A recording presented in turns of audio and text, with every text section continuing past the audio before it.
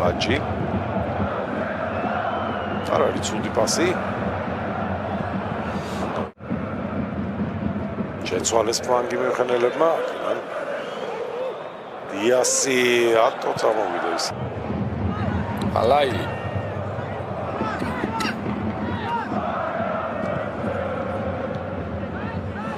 ბაიერს არ ქონია 23 წუთია და ბაიერს კუთხური არ ჩაუწევს. ფლანგზე შეიძლება დროულად გააკეთა ეს პასი.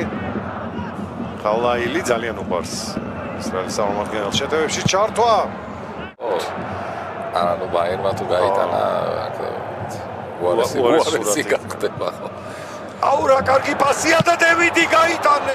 დაბრუნდა კიდეც. დღეს აი ესეთ მუღამზეა ბაიერნი გააკეთოს გრძელი ზუსტი პასები, გაუმთავებელი ან მოედნის ცენტრში აგორა.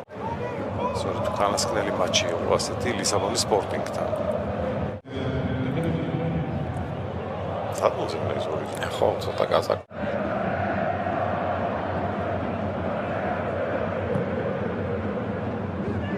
ორი დარტყმა, ორი გოლი. ინჯილის ფეხბურთელებზე დიდად არ უმოქმედია ამ ეპიზოდს. დიასი საჯარიმოში მიტივსელობა.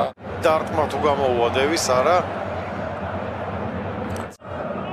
ცოტა უკან დახია, ხამათმა დაიწყეს ბაიერნის სტილი. არა, ასე. გამოვიდა, მაგრამ დარტყმა არ გამოვიდა.